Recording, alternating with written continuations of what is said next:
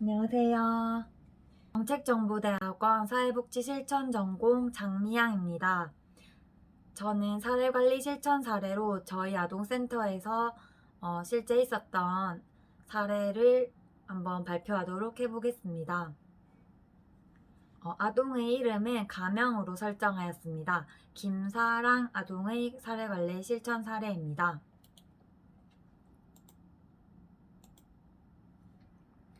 우선 이 아동은 현재 초등학교 6학년인데요.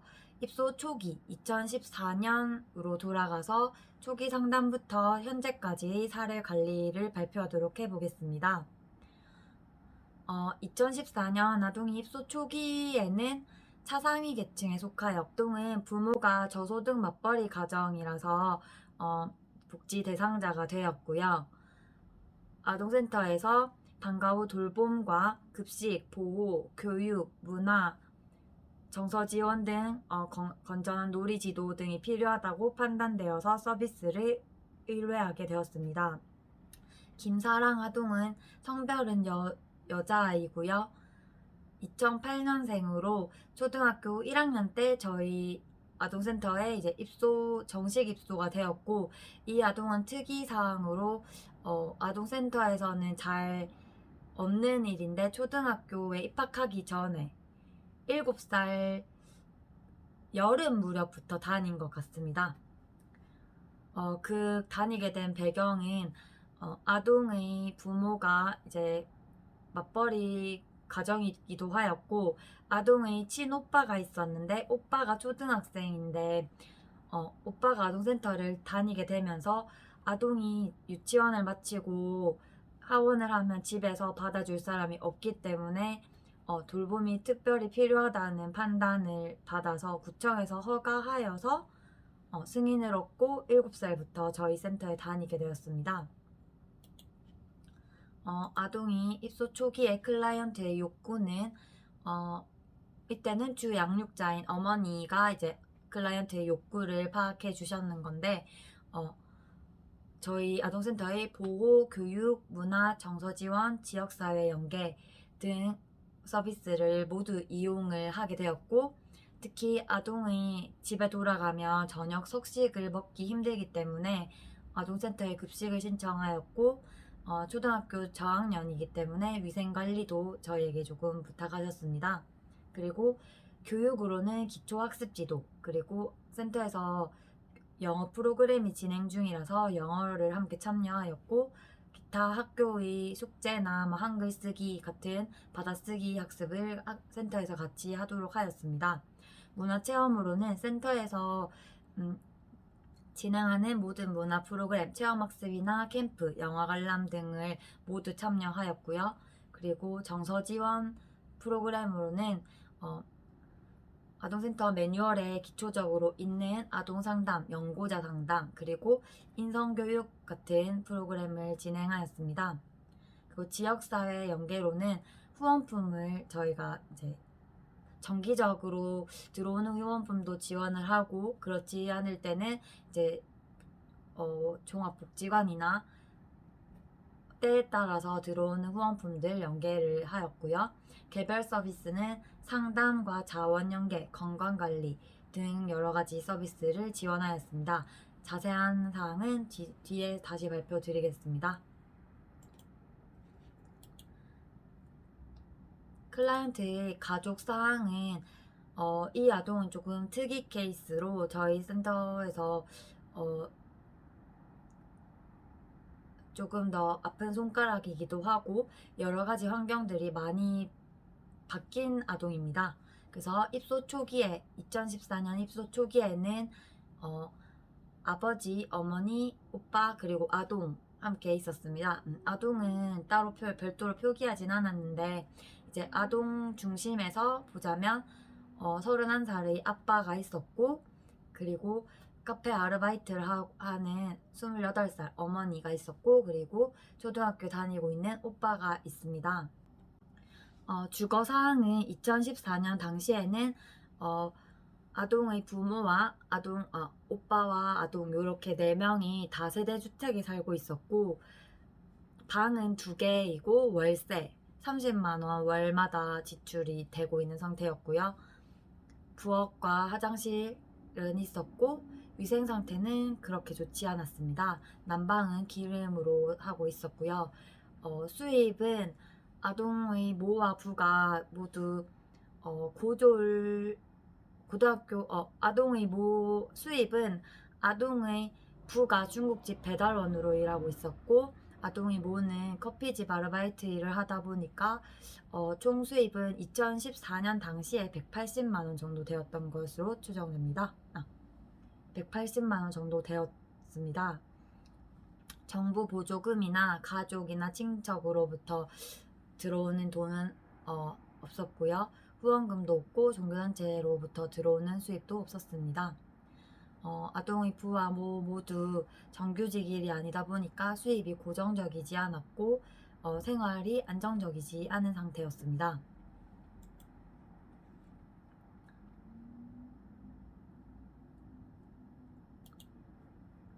아동의 건강 상태는 2014년 당시에는 질병은 특별히 질병이라고 부르지는 않았기 때문에 질병은 없었고 병력으로는 아토피가 조금 있어서 아동이 7살 때 볼 때도 그랬고 1학년 때도 그랬고 여자 아동인데 치마를 입으면 무릎 뒤가 여기 전부 다 불긋불긋하고 하도 많이 간지러워서 끌다 보니까 상처가 많았습니다. 장애는 없었고 특별히 진료받고 있는 기록도 따로 없었습니다. 아동의 가계도인데요.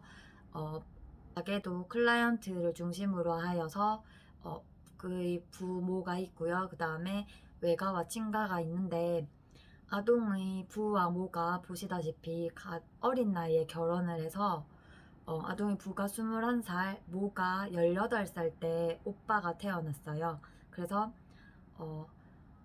어리고 미숙한 부모다 보니 아동들을 양육하기 힘든 상태가 잦았고 그러다 보니까 아동의 보호와 돌봄이 필요해서 교회 사모님의 소개로 아동센터에 오게 되었습니다.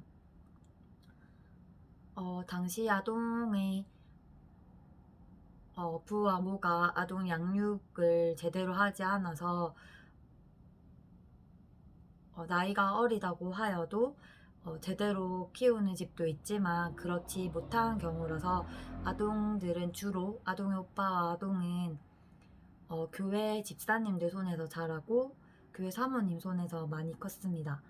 근데 집안을 들여다보면 아동의 부와 모도 18살과 21살 이때 그 이전부터 훨씬 전부터 계모와 계부 밑에서 자란 부모이다 보니까 교회 사모님의 도움을 많이 받았고 그러다 보니까 교회에서 서로 마음이 맞아서 일찍 결혼을 하게 되었습니다.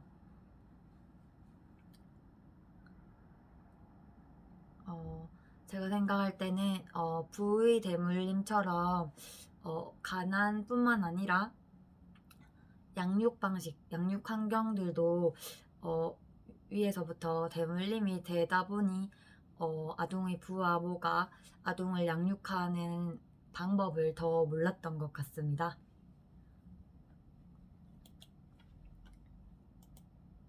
생태도입니다. 아동은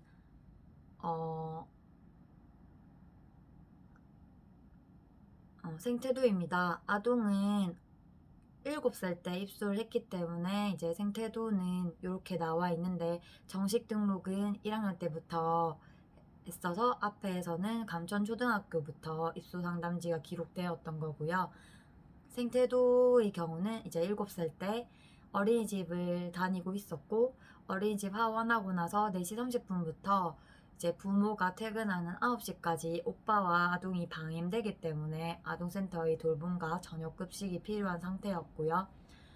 그리고 아동의 기본적인 성격은 욕심이 많고 성격이 좀 강한 편이라서 오빠를 이기려고 하는 모습을 많이 보였습니다.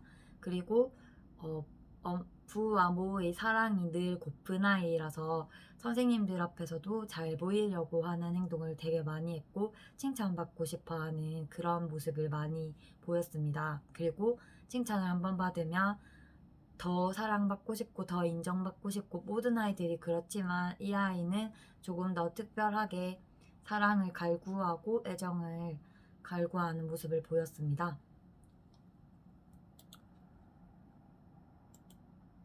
아동의 개인력과 가족력입니다. 아동은 위에 오빠가 있고 둘째로 태어났고 2014년 현재까지는 건강하게 잘 자라왔습니다. 아토피가 몸과 다리에 있고 피부가 좋지 않아서 긁은 자국과 상처가 많이 있었습니다. 성격이 밝고 명랑하며 애교가 많고 욕심이 많은 편입니다. 질투가 많아서 항상 잘 보이려고 노력을 많이 하다 보니까 거짓말도 자주 하기도 하였습니다. 가족력은 아동의 가족은 부와 모, 체격은 보통 체격에다가 이제 건강 상태도 양호하고요. 부와 모가 어린 나이에 만나서 결혼을 하다 보니 가정을 꾸려 나가는 것이 많이 미숙하였습니다. 경제적인 것도 어렵지만 아동의 부가 아동의 양육에는 신경을 별로 쓰지 않고 항상 게임을 하고 집에만 들어가면 게임만 하고 컴퓨터 앞에만 앉아 있다 보니까 부와 모의 사이도 좋지 않았고 다툼이 자주 일어났습니다.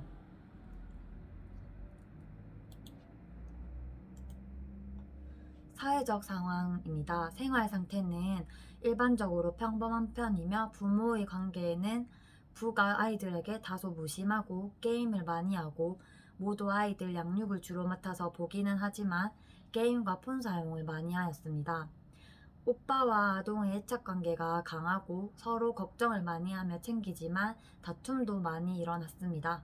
사회적 관계망은 가족을 중심으로 센터 근처에 있는 땡땡 교회를 중심으로 형성되어 있습니다.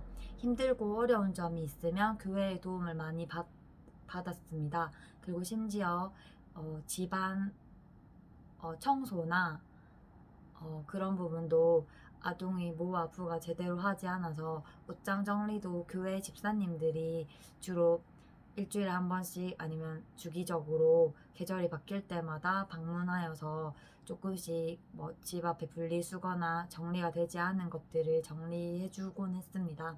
심리 정서적인 상태는 아동이 늘 사랑이 부족해서 사랑을 갈구하고 예를 들면 센터에 엄마가 상담을 오게 되면 아이들은 대부분은 친구랑 놀기 바쁜데 이 아동은 엄마 옆에 붙어 있어요. 상담 시간 내내. 그렇듯이 원장 선생님이랑 저희가 볼 때는 평소에 엄마를 보는 시간이 짧다 보니까 엄마가 상담을 왔을 때도 요 옆에 바로 붙어서 항상 앉아 있었던 것 같습니다.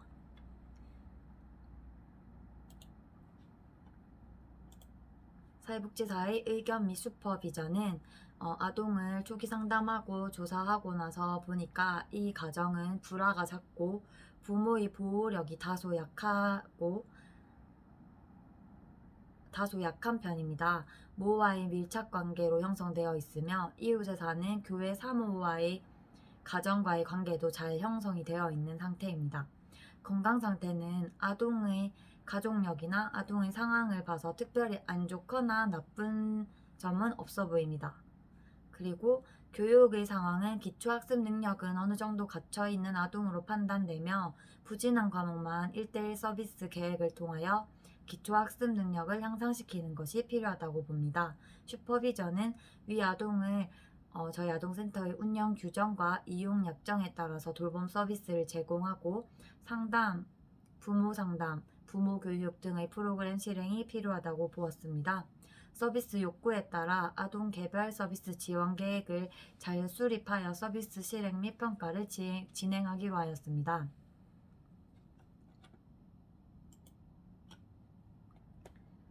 저희 아동센터에서 아동에게 서비스 지원한 내역들입니다. 우선 요구부터 하고 아동의 변경된 가족 사항과 현재까지 상태를 다시 한번 알려드리도록 하겠습니다. 서비스 지원 내역으로는 아동센터의 기본 서비스 5대 영역별 서비스를 모두 지원하였습니다. 이거는 이 아동뿐만 아니라 저희 센터를 이용하고 있는 모든 아동이 지원받고 있는 서비스입니다. 아동의 방과 후 보호와 방과 후 아동의 보호와 돌봄, 문화, 정서 지원, 지역사회 연계 5가지 영역별 서비스를 모두 지원하였고요. 아동 개별 서비스 지원으로는 여기 다 적지는 못하였지만 대표적인 것을 쓰자면 월성종합복지관에서 2015년부터 매월 1회씩 밑반찬 지원 사업을 하고 있는데 저희 센터가 총 아동 인원은 29명인데 매월 밑반찬이 3개 받고 있어요. 그래서 다문화 가정에 2개 보내고 이 친구 집에 1개 보내고 있습니다. 그리고 대구 청소년 상담복지센터 연계로 청소년 동반자 프로그램에 참여한 적이 있는데 이거는 모든 아동 대상이 아니고 이 아동이 특별한 케이스가 생겨서 저희가 지원을 한 것입니다. 2017년 9월에 아동의 부모의 이혼으로 인해서 아동이 심리적으로 원래도 불안한데 더 불안해지고 어려움을 호소하고 매일 불안하고 긴장되고 이런 마음을 가지고 있어서 저희가 지원을 연계하였고요. 또 2017년 4월 한방건강 증진 프로그램이라 해서 요거는 꽤 자주 대구 지원단, 지역아동센터 대구 지원단에서 꽤 자주 메일로 이제 신청을 받기도 하고 공문이 오기도 하는 사업인데 아동 성장 보약을 한 달치 지어주고 진료해주는 것인데 이 아동이 저희가 처음 봤던 7살 이전부터도 아토피 피부염을 앓고 있었기 때문에 저희가 한약 지원을 한번 해주었습니다. 이어서도 연계를 계속 하면 되는데 이제 한의원까지 아동의 모가 데리고 가는 것을 조금 참여가 잘 안 돼서 저희가 끊긴 것은 아니고 지원을 계속해서 이어나가지는 못했습니다. 그리고 2016년 꿈다락 토요문화학교라고 인성학교를 진행했는데 이 문화 프로그램에도 참여를 하였고요. 2015년 아이를 이제 학교 입학할 때 책가방 보내기 지원 사업을 저희가 신청해서 아동이 책가방을 받을 수 있도록 하였습니다. 그리고 2015년부터 2020년까지 저희가 경북대학교 치의학 전문대학원 연계하여서 이제 대학원생들이 실습과 수업 시간에 아동의 치아 구강에 대해서 학습을 할 때 저희 아동센터 아이들이 무료로 치아를 검진하면서 서로 윈윈이 되는 이런 사업에 참여하였습니다.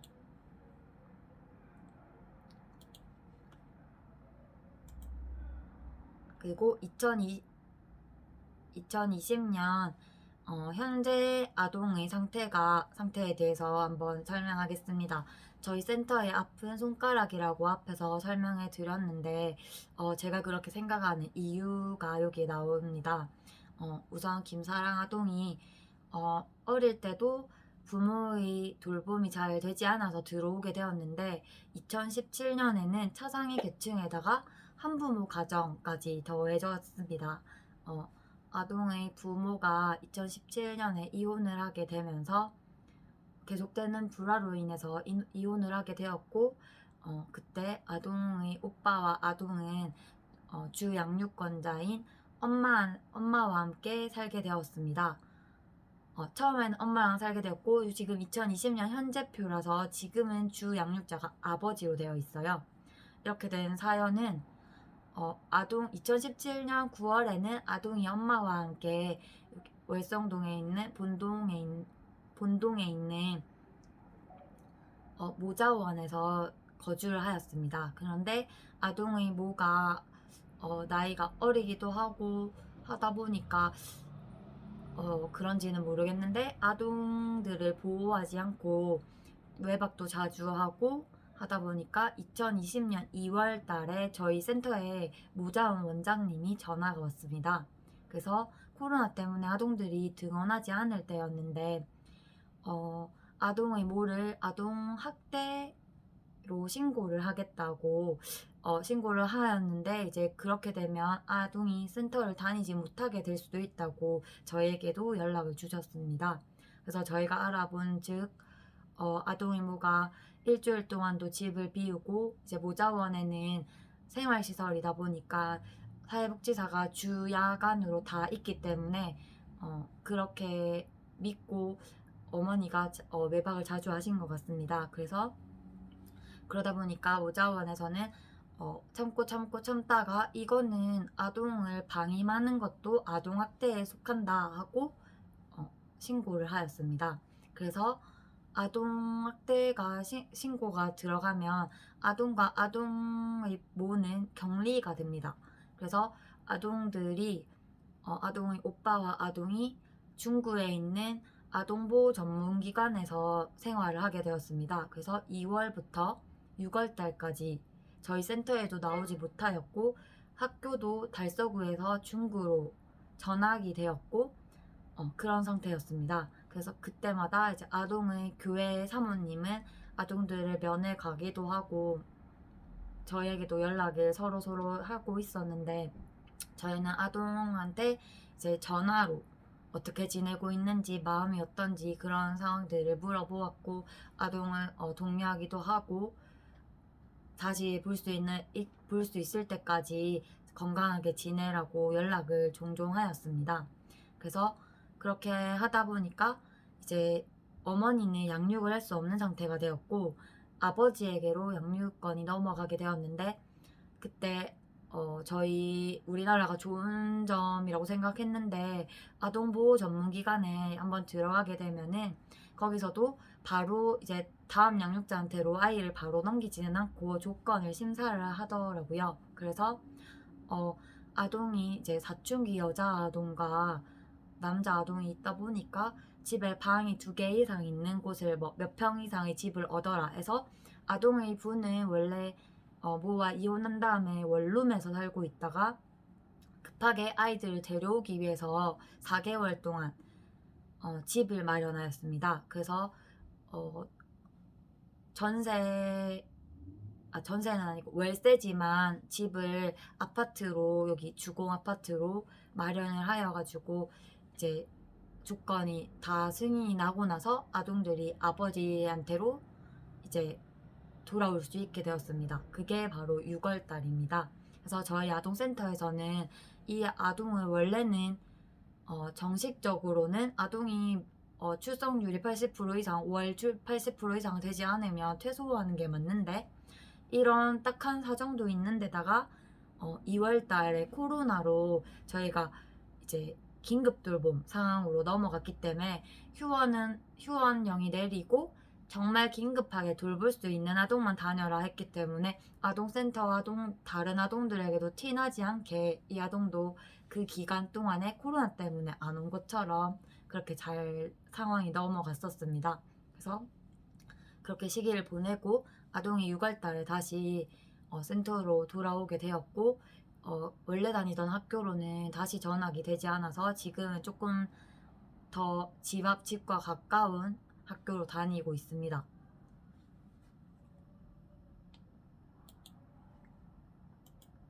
그리고 아동의 가족 사항도 처음에 아까 금방 말씀드린 것처럼 2017년 중반에 부모님이 이혼을 하고 아동의 주 양육권자가 아동의 모였는데 모로 해서 2017년 9월 이후에 모자원에서 거주를 하게 되었고 그리고 2020년 현재는 아동은 코로나 상황이 끝나고 다시 아버지랑 함께 살고 이제 어머니랑은 같이 살지 못하는 상태가 되었습니다.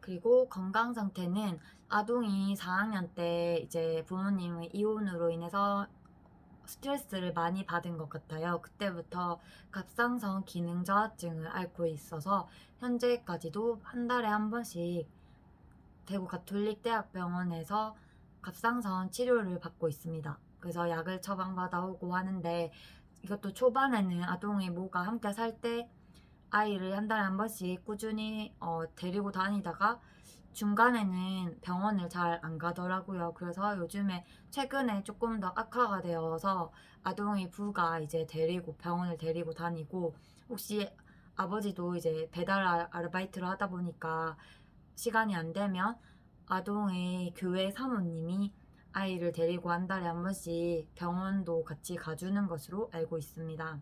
그래서 아동이 최근 3년 안에 가정 환경이 매우 많이 변화가 되었고, 그리고 아동보호 전문기관에서도 저희는 몰랐었는데 나중에 아동이 힘들다고 찾아와서 저에게 상담을 요청했는데 알고 보니까 아동보호 전문기관에서의 또래 관계도 조금 힘든 일들이 많더라고요. 보니까 거기에는 같이 아이들이 학대로 신고당한 가정의 아이들이 아동학대로 신고당한 가정의 아이들이 함께 모여서 생활하는 시설인데 그 안에서는 우리 친구처럼 방임으로 엄마의 무관심, 방임으로 온 아이도 있지만 아빠의 손찌검, 폭력으로 뭐 성폭력이든 신체폭력이든 이러한 것들로 우리 아동보다 더 누가 더 심각하고 덜 심각하고는 없지만 그래도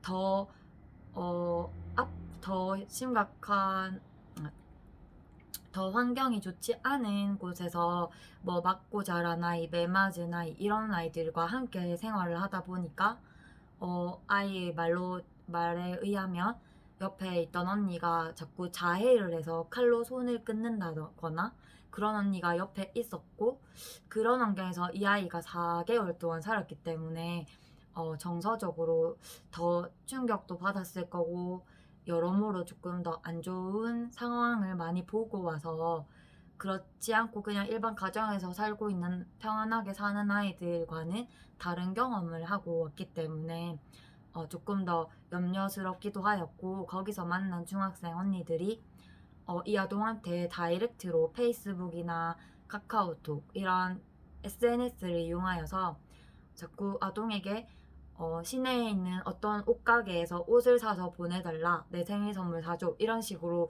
자꾸 금전적인 착취도 좀 일어나고 있는 것 같아서 이런 부분은 저희가 어떻게 개입해야 되지 막 고민하고 했었는데 이거를 경찰에 신고를 해야 하나 아니면 아동보호 전문기관 담당 선생님한테 이거에 대해서 추궁을 해봐야 되나 여쭤봐야 되나 생각을 했는데 그 아동들도 보호 전문기관에 있다가 다른 양육자한테 옮겨간 상태이기 때문에 일단은 그 기관에서는 퇴소를 한 상태라서 제가 그 상황에 대해서 여쭤보더라도 그분도 모를 수도 있고 그리고 당장에 해결할 방법이 없을 것 같아서 그렇게까지는 연락을 취하지는 않았고 조금 더 심각해지면은 저희가 경찰서에 연락을 해야 되나 했는데 아이들끼리 약간 말로 그냥 문자를 대답하지 않고 뭐 페이스북을 지운다거나 이런 식으로 해서 연락을 끊도록 하였습니다. 그래서 일단은 그 부분은 해결이 되었는데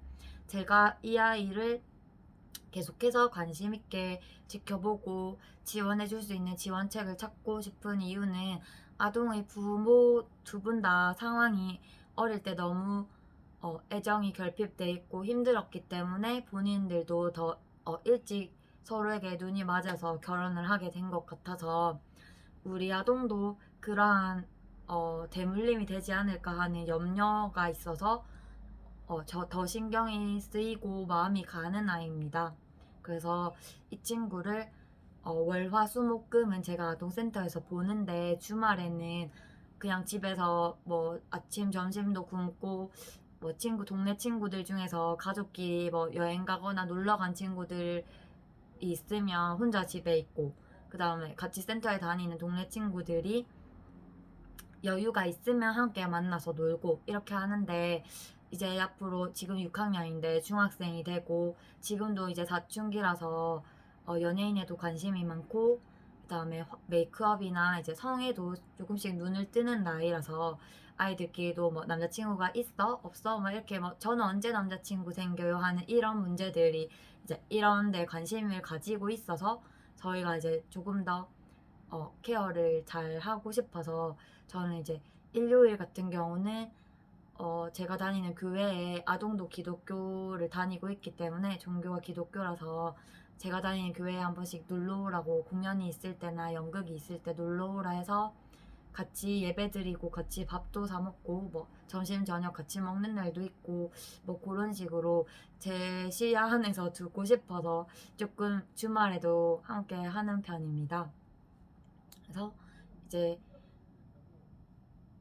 이상 아동의 살해 관리 현황에 대해서 발표가 다 끝났고요. 한 학기 동안 고생 많으셨습니다. 감사합니다.